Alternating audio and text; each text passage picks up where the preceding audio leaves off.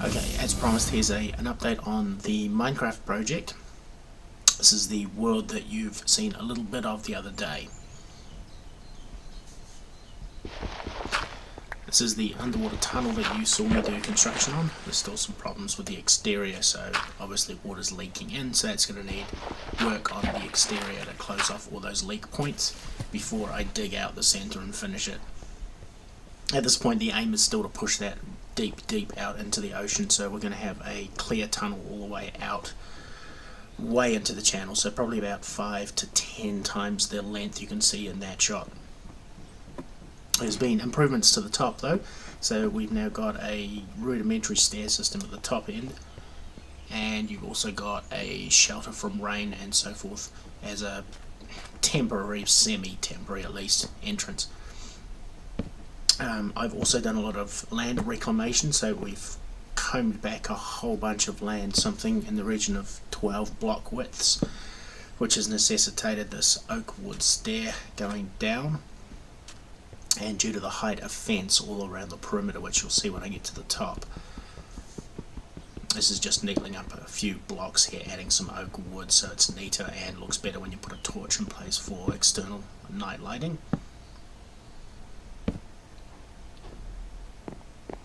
Okay, you can see the perimeter fence here. We seem to have attracted a couple of chickens that are laying quite a few eggs, so we'll take them. There's a little bit more work being done on the rail bridge. There's an andesite, a diorite layer. You can see the light coloured block to the right, the strip running along the bottom. And internally I've added a stone. That's the light grey, less detailed block, as opposed to the cobblestone, which is what the bulk of the bridge is made out of. So it just breaks it down a little bit and gives it a neater look when you're on the inside, and with that diorite on the outside.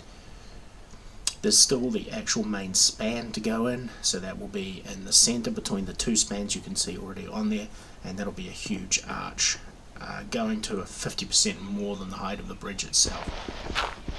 This is cleaning up some of my temporary dirt scaffolding that was used to put the diorite layer on.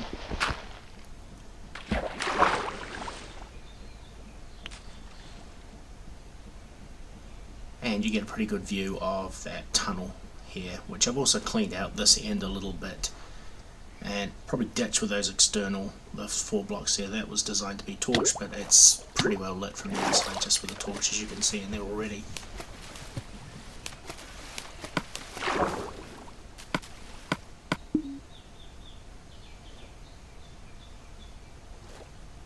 So you can see there are some missing blocks there. A lot of it is that the floor, the ground, gives way underneath, so when I dig the dirt away you are getting flooding.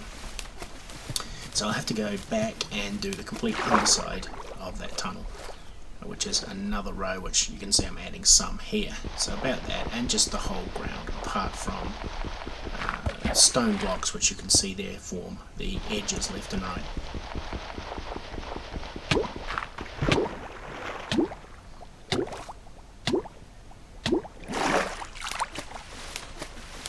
You can see those dirt blocks on the bridge exterior. That's the centre point of the new arch span that's going in.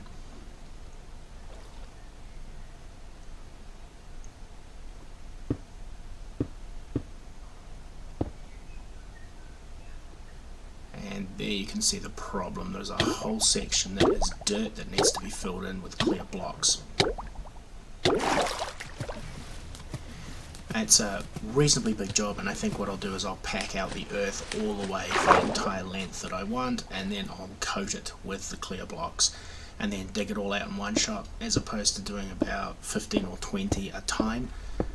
I think it's more efficient to do it in one big hit.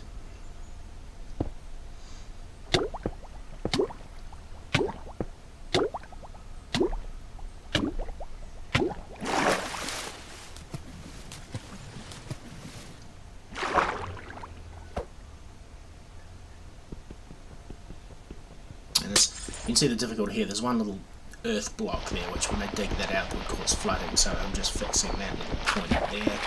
That's all good. And then, as I say, a lot of work required. You can see the water seeping on the underside there. That's going to have to be sealed over.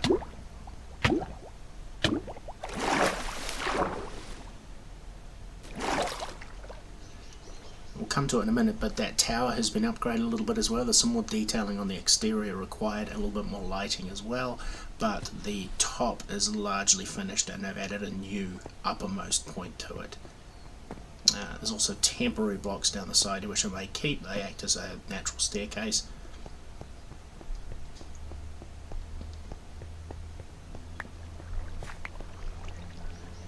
And that's a graphic illustration of the absolute mess that this is in, so I'm going to have to go back and do a lot of work on this. It's just going to flood every time you breach it.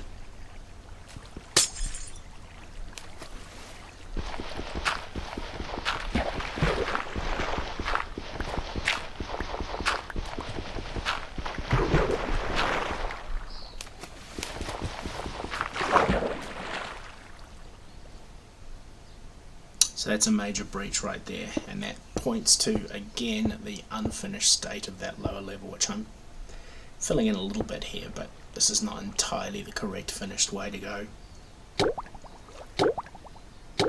And that's caused a pretty major flood inside.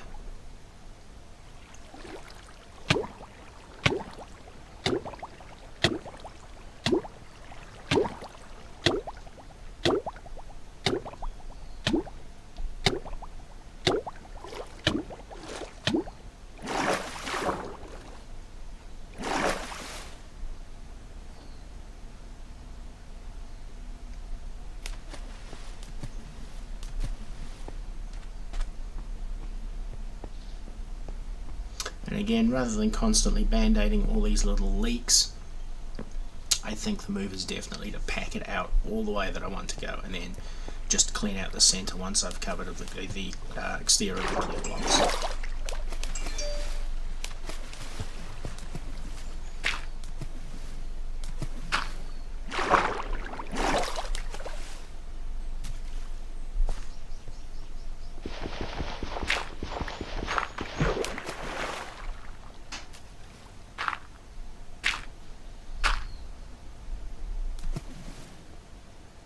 Obviously some gravel on the ground there that needs to be replaced with probably 3 or 4 stone blocks, and then I'll make the entirety of the floor out of the clear blocks so the entire tunnel is see-through, and that'll be a floating tunnel as well. There'll be nothing underneath it or above it or to the sides.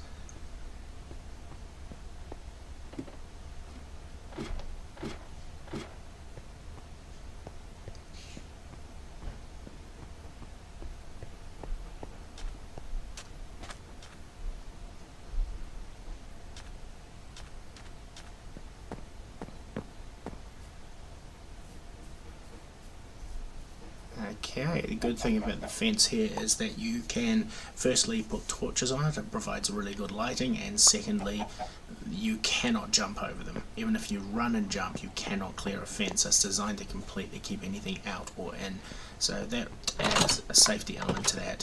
Falling from that height wouldn't kill you, but it's pretty damaging.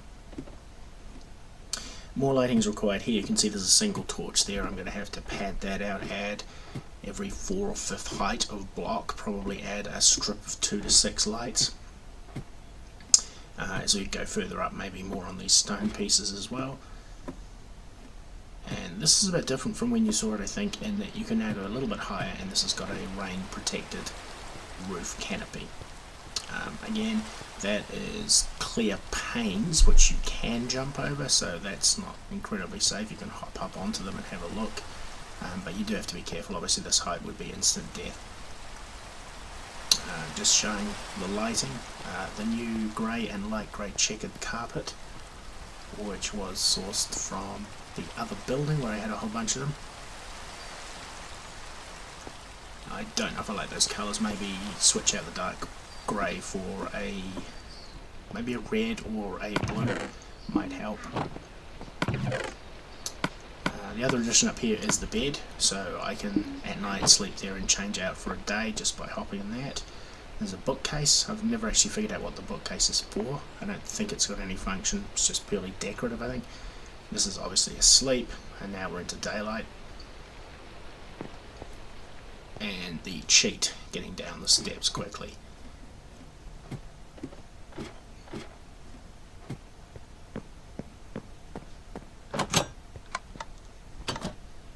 Now this side here I will do a degree of reclamation on as well, just pad that out as soon as I've got the earth resource.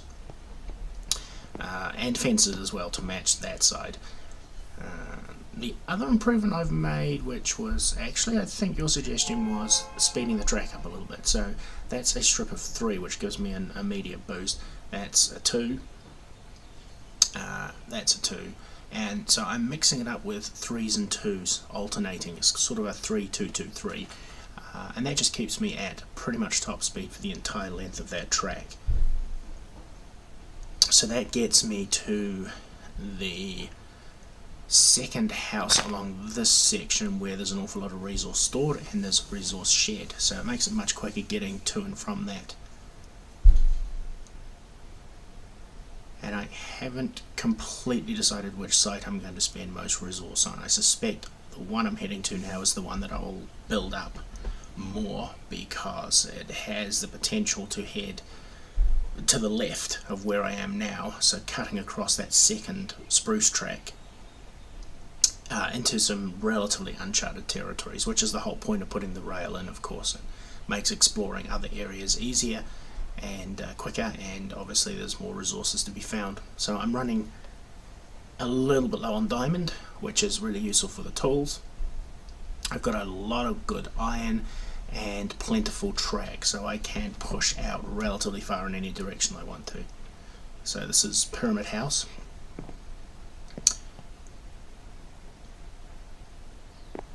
And I haven't done a lot of work on this since you saw it. It's still got the tunnel with the granite and stone and diorite blocks, and obviously the inset lighting, oak floor and birch ceiling.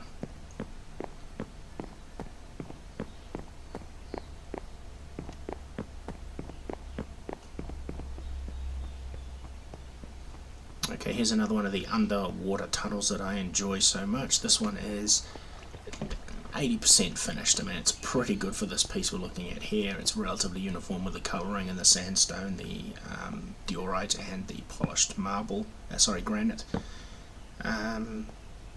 It just needs some work down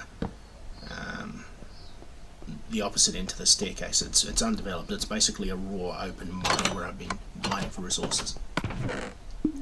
This is the mass storage shed that I mentioned. This is me obtaining a little bit more diamond. Like I say, I'm down to 23, and considering it takes between 2 and 4 to make decent tools, that's getting a little scary. Relatively happy with the waterway through here. It just adds a fresh element to it, and the cheat where you can jump up and tap into that cart gets you a shortcut up the top, and that new double piece pushes you straight through without the need to manually shove the cart. And I think one of the things I have learned from other railways is that that one goes up and down a lot. So as I build it, there's a tendency to build track around, over or under obstacles, whereas this track here, you'll notice, is a single layer, and I basically pick the level and I just carve through. So carve through mountains, chop down trees, pad up earth, or just straight go over emptiness, whatever it takes to maintain that same height. And that means that you can utilize the powered track more for speed and less for continual movement.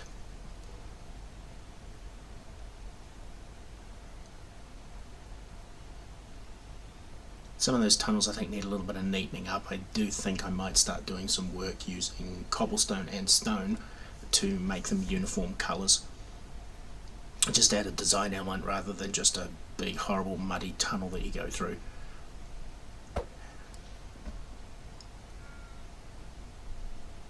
Cleaned up the end of that bridge a little bit, and you can see the benefit there of having that lower level being stone as opposed to cobble. It just breaks up that single texture. And hopping out here basically means the cart's pretty good for next time. This needs a little bit more on the rear. I have put a row of pumpkins and melon up there, some of which are growing, some of them, most of them in fact, are not. But otherwise, that's the work to date.